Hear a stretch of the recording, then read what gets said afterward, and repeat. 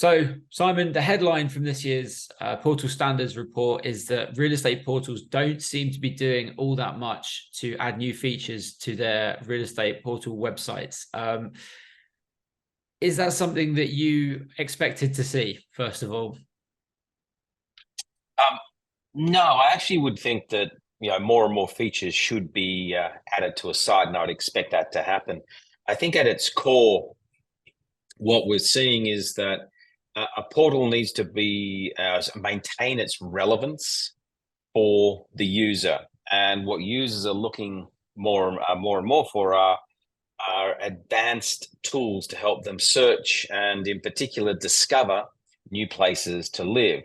And what's interesting, looking at this, one of the slides here, is that map view, okay, I think is very important. And also another thing we'll probably talk about soon, which is all about travel times around it. They're the sort of things that allow a consumer to identify new places to live that were really blind spots to them. So I think overall, I would be expecting to see more and more innovation coming from the consumer end of portals. Okay, one of the big things that keeps surprising me every time I collect the data for this is the fact that not every portal has a map. Now, I'm sure there are some good reasons for it. I'm sure it's one of the more technically difficult features for a product department to build. But I imagine there are also some kind of, I guess, market reasons why a real estate website wouldn't have a map. What might those be? I imagine it's something to do with agents not getting exclusive mandates or something like that. It does tend to be, and I think we'll see here, it does tend to be in the less developed markets where real estate websites don't have a map. Yeah, so I think there are probably two things at play here. One is when you have an exclusive mandate, you're going to plot the map, plot the property on the map pretty clearly. When you have non-exclusive mandates, agents don't actually want to let the consumers know exactly where the property is. In fact, I remember the good old days when realestate.com.au owned Casa in Italy, and I was running the REA Group at that point. And you had these very strange things where they would basically enter the address. We were not able to plot the exact location because the agents didn't want it. So we would basically pick a random spot within a kilometer of where the actual property was. Now that works fantastically well when you're in most cities. However, if you're in Venice, you have the slight problem of putting a lot of properties in the middle of canals. So at the end of the day, if you don't have that exclusivity, the agents don't want to have the location of the property mapped. The second reason is that sometimes the portals just don't have access to quality mapping, and that's probably more in the very early stage markets, the ones that are less developed, and ones where or a lot of the portals are surviving off scraping of data, and therefore positioning on a map is very, very challenging for them. So there's probably a bunch of underlying either technical or I'll call it advertiser political reasons. Yeah, fair enough. Makes sense. Okay, I have kind of a personal, I would call it maybe a favorite feature that if a portal doesn't have it, I hate using that portal, and that is being able to scroll the photos of a listing from the results page. As we can see, most portals still don't let me scroll through the photos from their results pages. Is there a feature? I mean, you've seen a lot of real estate portals over the years. Is there one particular feature which you think is like worth more than its weight or more than the sum of its parts, let's say? Yeah, so I think people are visual beasts, and as such, they it's all about images, the quality of images. So I think there's sort of two things at play there. One is the capacity to scroll through a lot of photos quite quickly. Yeah, I think that's a very important element because everyone's looking for something different. I might be looking for what's in the kitchen. You might be looking for a pool in a backyard. There are very different elements about what it is that you're searching for. But the second is, and more portals should be thinking about the quality of the images that they are actually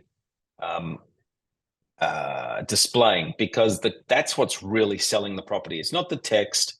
That doesn't really matter so much. It's the capacity to give a good visual experience. I think virtual tours, which have been around for eternity, are important, but I don't think they are the most critical. It's just having quality images that I can, at my speed, look through, and clearly with a floor plan, so I understand how they all stitch together in a house that I may actually want to go and spend, 300, 400, $500,000 or pounds or euros on.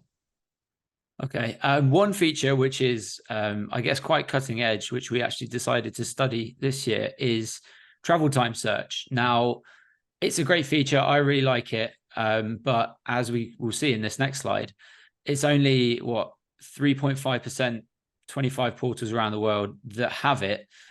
Firstly, how do you see this feature, spreading through the industry over the next few years? And secondly, is it something that you think is really worth a real estate portal building? Absolutely important. I think traditionally we've been super reliant on people searching based on the fact they know where they want to live. And knowing where you want to live is often actually determined by where you work, right? The two things sort of interplay with each other. I want to be about half an hour from work, and I don't have a car, or I can't park when I'm there or whatever, so I need to go by public transport. So I then build a map. Now, the problem is with doing that in my head, I'm really limited to what I actually know. So I only then limited to the suburbs that I know. What travel time allows us to do is select a point, whether it is a school, an office, parents, doesn't really matter what it is, and allows you to say, well, I want to be living within a certain amount of time traveling from that location. And what's your mode of transport? Is it bicycle? Is it car? Is it public transport? Doesn't really matter. That will then provide a map of the various places that you could live. Now, filter through that map based on things that are important to you. It might be a backyard, it might be a swimming pool, it might be 3 bedrooms, it might be the school catchment area or whatever. They might be secondary conditions that then help filter the results. But what this does do is allow a portal to go from just being a basic search tool to one that helps me discover new places to live. Yeah. What's encouraging, actually, we've been talking quite negatively about these real estate portals. What is quite encouraging is, so we didn't just look at like searching by travel time, which is quite an advanced feature. We also kind of looked at portal product manager intentions, of showing where a listing is relative to points of interest and things like that. So when it comes to actually searching by the time it would take to get somewhere, it was like 3%. When it was searching by the distance between the listing and a point of interest, it went up. It was 12%. And then when portals actually show the distance or the travel time on a landing page, so not allowing the user to search by those criteria, but showing it on an individual listing page, again, it went up to nearly 30%. So I think there is probably a growing realization that people really need to see the distances, or even better, the times between the listing and the places that are important for them. Hopefully we will see these percentages go up the next time we do it. So we hear quite a lot, you and I, about the future of real estate search when we do Property Portal Watch, right? Being a bit negative, I might say that all this stuff that we hear about, all this AI matching, intelligent tools, all this sort of stuff that we hear, it sounds, when we look at the data here, it sounds quite a long way off, right? Would that be fair to say, or are we just talking about like a very big tail percentage of real estate portals that are lagging behind, like the cutting edge ones here? I think this is not about a long term in the future. All this functionality is here today.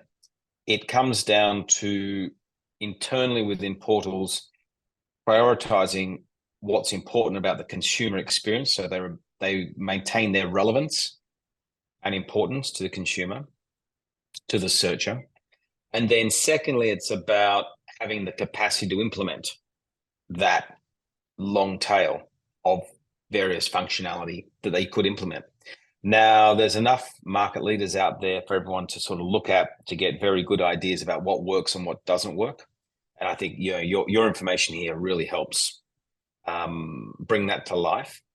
But then there's a whole bunch of third parties out there who are developing this technology as a plug and play feature, which allows you to then do, for example, travel time as a feature on your website very quickly, or allows you to add the capacity using AI to update photographs with what you would like, images of rooms in various houses with the furniture you want real time.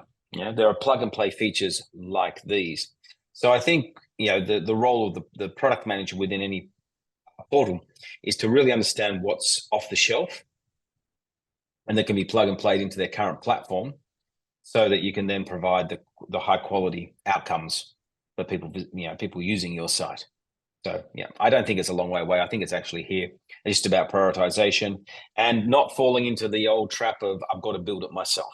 Because if you've got to build all this stuff yourself, you will be pushing this way into the future. Yeah, I can see that. Yeah. Yeah, I mean, despite us maybe being a bit negative about some of these features here and how they have or haven't grown over the last 2 years, there are some cool cutting edge features out there. And hopefully we'll see more of them between now and the time that I do this study again and collect all the data again. And when we have that data, I'll get you back on to talk about it. Thanks, Simon. Anytime. Thanks, Ed.